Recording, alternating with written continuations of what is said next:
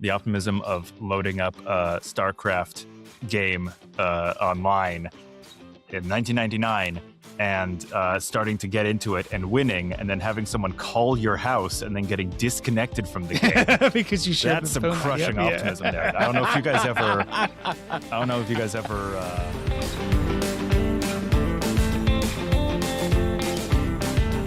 Hey everyone, I'm Mike. And I'm Andrew. And we are the Midlife Guys. So as many of you might have seen, there is a social media trend that's going around right now, and it is late January, where people are posting pictures of themselves from 2016. Andrew, have you seen this trend? I have seen this trend. I don't quite get the trend other than it was obviously 10 years ago. And I mean, it was a good year. I became a dad in 2016, so yay. But like, who starts this? I don't understand like how this starts and like why all of a sudden we've decided 2016 is what we're going back to. Some rando. Some fucking random person did it. It's not even worth trying to figure out where it started. I don't usually interject this early. My guess would be the first Trump presidency. This was the end of the Obama years and the beginning of our new world order. Not great. Well. Bad note to start on. Start to go downhill. Yeah. There we go. And now we're like... So this trend got me thinking about one of the things that I keep seeing more and more of recently, which is nostalgia. Over the past year, probably the past few years, I've seen an uptick in nostalgic thinking among midlife men and women. This has been from a personal perspective. I've seen this in content creators. I've seen this in films. I've seen this on TV shows. I've seen this in movies and social media, blah, blah, blah. I've especially seen more and more people longing for the 1990s. This isn't just midlifers. Every generation seems to have gotten caught up in 90s nostalgia. Even generations that can't remember the 90s or even were born in the 90s have 90s nostalgia. The 90s were great. That's why. Okay, we're going to get to that. Shows like Friends and Seinfeld have made a huge comeback. So have bands like Oasis and Nirvana. I mean, we're seeing these reunion shows. We're seeing, just a slew of content about the 90s, which is crazy. And it's not just pop culture. It's not just culture, just movies and TVs. Architectural Digest called 2025 the year of 90s nostalgia because more and more people were asking to decorate their homes and offices in styles reminiscent of the 90s. As someone who lived in the 90s, I don't even know what that looks like. But the 90s have just seemed to have crept into every corner of life right now. And while that could be fun, especially for those of us who came of age in the 90s, I think it's important that we look at the good and the bad of nostalgia. One of the biggest reasons people get nostalgic is because they are facing a difficult time or situation, and their mind is trying to find a place of comfort.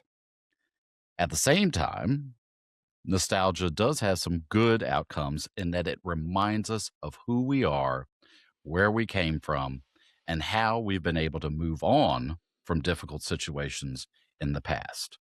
So, Andrew, are you ready to talk about nostalgia and the 90s? I mean, I love the 90s. So yeah, let's talk about that. And nostalgia sounds good. It's actually funny you bring this topic up. My wife and I were talking the other night and she pointed out, it just goes back to your point about nostalgia, how many 90s references and 90s music she hears in commercials now. And she's convinced it's because like midlifers are a prime buying segment for stuff. So she's like, oh, now all the 90s music is back. Or like very American, but the Super Bowl halftime shows the past like 4 or 5 years were very like 90s oriented, which is always just like interesting that I think you're onto something. We're definitely got a lot of 90s nostalgia going on. We are balls deep in 90s nostalgia right now. That's really what it boils down to. It's crazy. Put ever so eloquently. Absolutely. All right, well, let's wanna jump in. Yeah. let's jump in. I want to kick off this conversation with a little background on nostalgia. I don't know, Andrew, if you know much about nostalgia, but I don't, other than I have felt it, but I'd love to there we learn more go. about it. Yeah. So the word nostalgia is derived from two Greek words, nostos, which means return, and algos, which means pain. It was originally used to describe the feeling of homesickness by Greek soldiers. Today's psychologists understand that nostalgia is a much more complex emotion than just homesickness. Um, and according to the University of Florida's Health Department on Physiology and Aging, there are three main causes to nostalgia. The first is a sensory experience, which should include smell, feeling. So if you smell an apple pie or hear a song that you remembered from your childhood. The second is a life transition, including retiring, moving, losing a job, having a child. All of those things can trigger a memory, which is comforting to help us cope with these transitions. The final trigger is social interactions. Simply speaking with friends and family members can stir up an old memory about something, which gives us a remembrance of belonging. I think that word belonging is really important here because that seems to be the common thread of all of these triggers. We want to be reminded of belonging to a situation or an event because it creates comfort. As we age, nostalgia transforms from a coping mechanism to one of reflection. So, Andrew, I'd love to hear your thoughts about this. And have you ever found yourself getting nostalgic as a way to find comfort? Yeah, I mean, I think for me, nostalgia is a form of comfort, or it certainly feels comforting. I will say, though, I had not, as I kind of joked in the beginning, I never really thought about the word or what it meant or where it came from. So it was interesting to kind of hear that. And I think that I certainly get or resonates with me at least the idea of like belonging and comfort. I think those are very true with nostalgia. For me, it's, you think back and you kind of it's like a fleeting feeling, right? It's sort of a few moments you're like, oh, I remember that, or that was really fun, or this reminds me to when I was doing something as a kid. For me, it's really hits hardest when I'm around other people. So I think that goes back to like the belonging or the social piece of it. When I'm like we're sitting around with like, my siblings or friends from high school or college or whatnot, and we're kind of trading stories or talking about, experiences in the past. Like that's when nostalgia really hits me, at least, is kind of in those social interactions. And I mean, it's nice to have. Again, I feel sort of like it's a quick thing, but definitely it's good, I think, or at least there's certainly a comforting part to it. For me, I don't tend to get nostalgic. I'm someone who does look more towards the future because I can't change what happened in the past. What's done is done. That's not to say that I don't have regrets. I do have regrets. And sometimes I let those regrets keep me up at night, which is not a healthy thing. But I do try to learn from the past and from those regrets and turn them into actionable outcomes so that I don't make the same mistakes in the future. That's interesting. Yeah. When I've like been hanging out with friends, either from, you know, elementary, middle, high school, or even college, and they bring up these various stories about when we were kids, and I don't get nostalgic about that. Being a kid is tough as it is. And I am much more excited about the freedoms and opportunities that I have right now than to sit there and dwell on the fact that I couldn't fucking drive and, I had a Yeah. bedtime and all and homework and all that bullshit. See, but you don't have kids now, so you got a lot more freedom to, to do what you In theory, want. in theory. I Well, still have homework too. it's interesting you kind of I have mention a how dog. yeah, that's true. I'm curious because I feel like to me, nostalgia is definitely always evokes like positive feelings. I don't really think of like negative things with nostalgia, or at least when I think of the word nostalgic, when I get nostalgic about stuff, it tends to be positive. Not that, negative things haven't happened in the past, but I'm curious, like when you get nostalgic, Mike, even though it's not that often, is it usually like a positive emotion or just, I guess, indifferent? I'm trying to think. Like, I feel like it's always It's been more indifferent. a positive thing for me. Huh, that's interesting. It Yeah. truly is indifferent. Yeah. Um, I'm like, okay, yeah, that happened. Great. Yeah, but I mean, when I was talking with friends and they rehash all these stories and like, I don't fucking care. I was there. I remember what happened. I don't feel like some sense of emotion about what happened. I was fucking there. Um, I mean, I do think if so you dwell on it for a really long time, that can start to get problematic, right? If you just keep rehashing the same things over and over again. yeah, Yeah. yeah, and I do get worried about people that do that because I do have friends that, will dwell on something over and over. It's like, oh my God, wasn't high school so great? No, it wasn't fucking great. It was high school. Give Or me a maybe you fucking. peaked in high school. That's Oh, okay. That's like, a lot of people do. That's true. yeah. Like, Um, I mean, but I don't want to rehash something that that happened. Whatever the fuck it has been now, a long 30, time ago. go 30. It's 30, almost 30 years, high school, right? Shut the fuck up, No, Andrew. not 30 years. That's not right. Sorry. 25 years. There 25 we years. go. Yeah. I was adding too many years onto, 25 years. 25, yeah. But I That's still want a long to, time ago. when I get together with friends, I want to hear what's going on in their life right now. I want to hear how their lives are going right now. I want to see, I want to hear them talk about like what their goals are for the future. Look forward. You can't fucking just live in the past. So, yet again, I said, I get really worried about all these people that just want to like live in this comfort zone of nostalgia. Because I just don't think it's healthy. Yeah, I mean, I think you're unique in that you do look forward a lot, which is, I think, a good quality. I feel like a lot of people probably maybe are not quite as forward looking as you are. Although another piece of nostalgia that I hadn't really thought about until we were just talking now was, it's interesting to think about how long ago high school was, and not that my kids are anywhere close to that, but it's like I do have different types of nostalgia when like I see like the kids play like baseball or something, because I did that as a kid, like little league. That does kind of hit you a little bit differently. It's kind of cool, more like a full circle type of a moment where it is kind of interesting to sort of get like half nostalgia, kind of half pride, half just sort of like a flashback almost of like, oh wow, I was doing this as a kid. Now they're doing it, and maybe in the future their kids will do it. It's kind of an interesting, I don't know, just a weird place to be in. So I do want to talk about the downside of nostalgia. So let's get dark again. We'll get dark.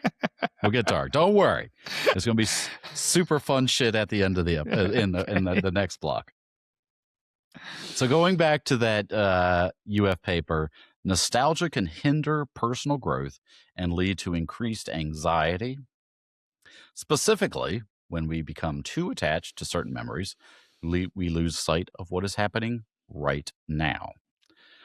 Additionally, a study published in the European Journal of Social Psychology determined that after being exposed to nostalgic stimuli, participants who exhibited a strong worry habit showed enhanced symptoms of anxiety and depression compared to those with the same predisposition in the control group. So, those who experience stress regularly might feel more feelings of sadness or anxiety when they think back on a fond memory rather than a feeling of joy. So, in other words, they feel regret. Lots and lots of fucking regret. So much regret, which all of us do. It is a that's kind of natural normal. emotion. Yeah. It is very normal. It is very normal unless you let regret consume you. And I think as midlifers, it is easy as we start reflecting back more on where we have been and where we're going. Regret does tend to seep into our conscious a little bit more. But we have to learn from regret. We cannot let it consume us. That's why I'm sort of surprised about this resurgence of 90s nostalgia. Just because it's not like we didn't have regrets in the 90s, and it's not like the 90s were perfect. But, I'm curious to hear what our audience thinks. Andrew, I'm curious to hear what you think. Freeman, if you've got something, jump into. I've got many thoughts. I'm going to let you guys go first, though. Okay. Well, I think, well, first of all, you said, I think regret is a normal thing. And I am curious to hear what other folks have to say. What struck me the most about kind of the intro or sort of the downside that you were talking about in terms of nostalgia, as I mentioned a few minutes ago, is I think dwelling on the past for too long is not super healthy. I think, to me, nostalgia is sort of a fleeting, nice, comforting memories. Then you move on or you get kind of to where you are in the present. I think if you do dwell too much or think too much about like the good old days or the past or whatnot, you're kind of like you're just setting yourself up for a downward spiral that's either like you wish you were back there and you can't go back in the past, or you're also, the other part of it is I think you're probably putting rose colored glasses on. I know I do this a lot. I feel like a lot of people do. When we look back where it's in the past, we maybe remember things even better than what they were, or kind of that time adds the like a nice sheen on top of everything. We're like, oh, wasn't it so Isn't perfect and wonderful when it wasn't. isn't that what Make America Great Again is all about? Well, I think there's a good point into that though, which is this idea of like, oh, we want to go back to the good old days. It's like, well, if we're honest, the good old days weren't good for many people. Like, and also, what do you mean by the good old days? Like, it wasn't great to begin with. We had these imaginary like illusions of this like perfect, I don't know, idyllic society that never actually existed. And it's like, so you're going to go backwards where a lot of other people, didn't have the same rights or just weren't treated well, and medicine was terrible. Like, okay, great. We're like not having any good upsides to going backwards. I'm just like, I do think there is a lot to Nobody's too much nostalgic for the nostalgia. 1800s, Andrew. What are you talking about? I Nobody's mean, nostalgic there are for, like, people nostalgic for the 1950s. Like, was that all that great? I don't know. I mean, were the 60s all that great? I mean, each decade, or right, each generation has its challenges and its issues. And I do think, for me, the 90s feel really like nice and comforting, and they felt like a simpler time. And maybe they were, I don't know, maybe the world wasn't quite as crazy as it is today, but also maybe we were just kids at the time. And so like our experience of the world was very different than it is as an adult. But I do think this idea of like, oh, there are these good old days, I don't think those ever actually existed. Okay. I can't hold my tongue anymore. There's so Go much, for it. because we're talking about like Yes, so yeah. many different things here. That is true. Yeah. We're talking about people's personal feelings of nostalgia toward what I think is mostly, and I've thought about this, just their own more carefree days. Yeah. I'll replay a video game that I played in the 90s, and like an old N64 game, and it'll be really janky and awkward to play, and I'll be like, why did I play this 50 times in my parents' basement when I was a child? And the answer is it's that feeling of discovery and wonder and awe, and like figuring out a puzzle and being like so thrilled and impressed with yourself. Like it's the feeling I want to go back to. It's not the game. The game's changed and I've changed. And it's very hard to recapture those feelings. So I think that's part of it. That's a personal element. But the thing that I'm more interested in, actually, because we're talking about 90s nostalgia and our current generation, is the 90s actually were great. But like, this is like a known thing where the 90s were the singular decade in human history that was like the most peaceful decade, where it was after the collapse of the Soviet Union and before 9/11, right? There was this blissful moment of like global, like kind of calm. No, there were a few wars, like Gulf War, but it wasn't Depends that on where big. you were, but yeah. No, but like generally it was Yes. like one of the best decades for liberalism, for Yes, that's true. thinking that the world was really going to get better after the collapse of communism, basically.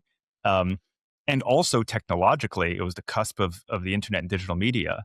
So from a cultural standpoint, because we're talking about culture, not politics, like the 90s were the best decade for cinema. Like this isn't, I don't even know that some people will say it's the 70s, but like it was the birth of independent cinema, because suddenly cameras were like portable and affordable and digital media was possible. So you have Quentin Tarantino and Kevin Smith and David Fincher and Richard Linklater and like all these mostly white dude filmmakers coming up and making these like seminal movies. Well, before streaming kind of decimated the movie industry, and then Hollywood pivoted to exclusively repurposing Avengers content. But like the 90s were like straight up like it was remarkable. You could like make a movie like American Beauty and put it out in theaters and it would do really well, or like Pulp Fiction. So the 90s actually culturally were like quite unique.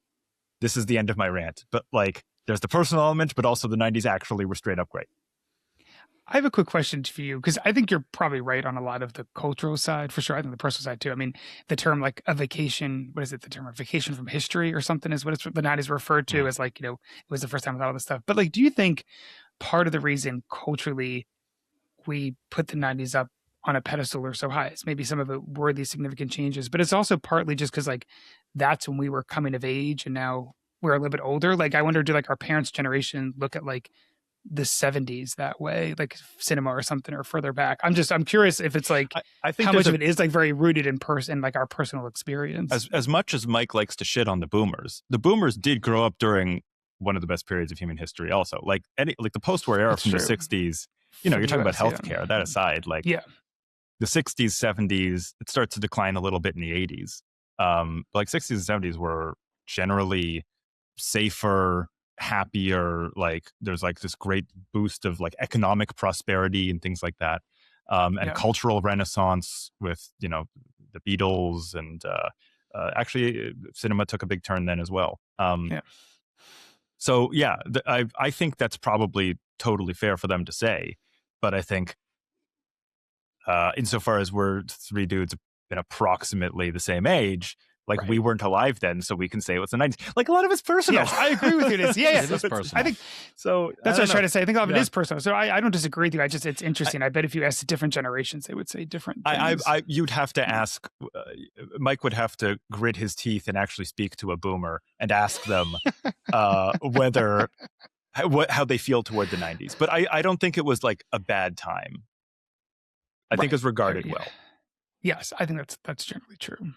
Anyway, that's the end of my monologue. I'll let you guys get on with it. What do you think about the 90s, Mike, or this nostalgia conversation? So, on the basis of time, here's what I'm going to remind everyone. So if you look at FBI data, racism, misogyny, and homophobia were very rampant in the 90s. Incidents of sexual assaults. We talk about, Freeman brought up film. Apparently Harvey Weinstein was raping, actresses during the 90s. Gun violence, robbery, also very high, but they did start going down in the later 90s, but, and they continue to go down. Columbine High School. So we started having mass school shootings. Waco. So we had that crazy. That was also crazy. Jeffrey Dahmer, O.J. Simpson, Oklahoma City bombing. There was a lot of fucked up shit that happened in the 90s. It was still like homegrown terrorism. 10 years. Homegrown terrorism. What is your point? Yeah, bad things happen, but we're like, bad things happen in every generation or every This was decade, a trend though. We're seeing but it started, what happened in the 90s was what we started to see a trend. Homegrown terrorism, especially in the United States, started to increase. We also started to see guns more prevalent in schools, more and more mass shootings after Columbine. These are trends that, we talk about the 90s as escape, but it really was the starting point to a lot of the problems we're seeing right now. That's when they started to emerge. So that's interesting. And rather than blame it on like the 90s as an era of time, I think it's sort of part and parcel with a general loosening of societal norms and beginning of increased isolation that we've talked about all the time. Like, I don't know, I'm not enough of a sociologist to know exactly how to pin it, but I would say that makes sense as the flip side of the coin of like anybody can do anything they want now a little more than ever before. And some of that's like make really cool, interesting art, and some of that's shoot up a school. Yes. Yeah. Yes. All right. Let's stop with the darkness. Let's go to the fun part. Enough. We're going to go to the fun part of this. I want to talk about the 90s, and let's talk about the fun part of the 90s. I want everybody to chime in. I want our listeners to chime in. I want you to leave your comments. I want Andrew to chime in. I want Freeman to chime in. What were all of your favorite things from the 90s? I mean, on a whole, I do think the 90s was a pretty good decade. Again, I think this is very personal, right? Based on our experiences at that time. So there are a couple of things that come to my mind in terms of like things that I loved or nostalgic about the 90s. So one was going to the movies. I mean, that's when I was, as a kid, you first kind of go to the movies. And back then, before streaming, it was like a social thing you did with your friends. And it was super exciting on opening weekend or within the first couple weekends to go in a packed theater and experience something with a lot of other people, some of whom some of you didn't. So that I definitely remember really well that I don't know if like my kids are ever going to quite experience that same type of thing. Like for me, it's like I distinctly remember going to see like Apollo 13 or Independence Day or Jurassic Park and just like remembering that experience so deeply, which I loved about the 90s, that type of stuff. I don't, again, I'd be curious if my kids, I'm sure they'll come up with something different, right? That they'll have an experience, but I do, part of me misses that kind of social part of going to the movies. Appointment TV was something else that I feel like was kind of cool about the 90s. We no longer have, like, you had to actually show up at a certain time to watch something, and you couldn't just do it whenever you wanted, wherever you wanted. I don't know if anybody else remembers this, but my family growing up, Fridays were always like pizza for dinner and then TGIF on ABC with like Full House and Family Matters and all these awesome 90s shows. But like, I don't think that exists as much anymore, but I did like that from the 90s. Although something, we were talking about, not to go back to like the dark side of things, but the flip side of that was I do remember, because both you and Freeman talked about this, like the wonder and possibility that like technology was bringing at the time, because you're at the dawn of the internet. I remember our family getting our first personal computer, like our at-home desktop, and like I remember the first time we did the dial-up internet and heard it connect and got to go look up anything we kind of wanted to, and like there was a lot of cool possibilities with all that. I don't think it's probably all gone the direction we would have wanted or hoped it to have gone in. Like there have been a lot of really bad side effects and consequences of some of that technology. And we can talk a lot about like why that happened, but I do miss sort of the optimism of the time. Yeah. It would be so great if we could just like include that audio in the episode of that. Oh, the dial-up. Yes. Yeah.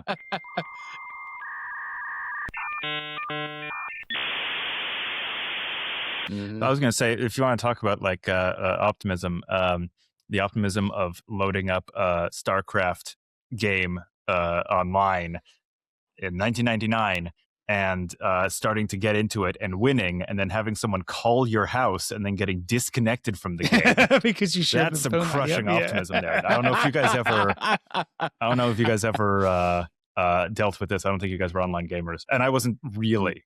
Maybe partly because of this trauma, but let me tell you, being unable to use the internet because someone is on the phone, that's, I think, distinctly our generation's nostalgia. Yes, very, very true. Yes. But it feels like, I don't know, I miss that optimism because I feel like we're all jaded now and we think like there's so many downsides to technology. But back then it was like nothing but positives. Like, yeah.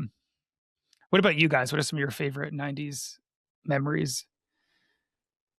Well, Brandon, I just gave some, but that one was the Super Nintendo was at its heyday in the early 90s. N64 had some good titles. Again, a lot of them were video game related. This is how I spent my time. I didn't have friends. I didn't like my school. This is a whole other podcast. I played a lot of video games. So that's where most of my time was. But also I would definitely include the advent of the internet, because even though I didn't have friends, some of my first friends who I made were like other video game kids on message online, boards in like 1998 to 2001, which was like this really wild and interesting kind of time of like connecting with people and living online in a way that didn't feel harmful but felt kind of fulfilling. So those are I'm gonna throw those in the pot because that was a good time for the internet back when only a few people were on it. Al Gore. My favorites. Nickelodeon, especially SNICK. Do you remember SNICK? Oh, yes. Yeah. Golden age of Nickelodeon. You had all that, Adventures of Pete and Pete, Keenan and Kel, and stuff like Are You Afraid of the Dark? I am right there with you, Andrew. Going to the movies was a big thing. I definitely went to movies with friends a lot. I do remember going to see Jurassic Park and Apollo 13. God, I feel like there was a lot of movies that came out of the 90s that I went to go see. And that was a fun experience. That's what you did on the weekends, right? You'd go to the movies a lot. Yeah. Yeah. I mean, it was more fun when I could drive and had a car and didn't need my parents to drop me off at the movie theater. But yeah, that was fun. I loved not having a cell phone attached to my hip all the time. You know, your parents were, you know, you were out with your friends, you know, till late at night, just hanging out, and you didn't get bothered by them. Blockbuster Video. Blockbuster Video was awesome. Ah, yes. The late fees fucking sucked. Don't be late. It's not. And rewind. Remember to rewind it. Yes. Rewind. House parties, also fun. Was yet again, especially when you got your driver's license. House parties became a really big thing. Going to the mall, because malls actually existed back then too. Where you just like meet up with friends and eat and just like hang out with everybody. The silliest one has nothing to do with the 90s, but like I felt great that I could eat and drink whatever I wanted to and never like gained a pound. That's not unique to the 90s. That was just my age and metabolism. Just being a kid, yeah. That's just being a fucking kid. But I had to throw that in there. So that's my list. I mean, it sounds like we're all nostalgic for that analog time or early digital time before where we are now. I want to end on one anecdote that might give you some hope there, Mike. Is actually this past week, I went to the movie theater for the first time since 2019 with our kids. We went to see Zootopia 2. It was a small movie theater in a mall. And as we were walking, it was like a dingy old kind of mall in Welland, Ontario, called the Seaway Mall. And as we were walking through the Seaway Mall, I see these 3 teenage girls walking around just like chatting. And I turned to my wife and I said, kids are still going to the mall because it was minus 20 outside. And where the fuck else were they going to go? Yay. So there's hope for the younger generation yet. Well, I mean, yet again, to my earlier point, maybe they were just nostalgic for the 90s, even though they never lived through the 90s, since young kids seem to be doing all these 90s things now. So, but that's great. That's great. I love to hear it. All right. So we're past 30 minutes at this point. Long episode, guys. Long episode. If you've not done so already, please like and subscribe. It doesn't cost you a thing, but it helps us a lot. Remember, you can find us on YouTube, Spotify, Apple Podcasts, iHeartMedia, and all your favorite podcast platforms. And until next week, good luck, guys. See ya.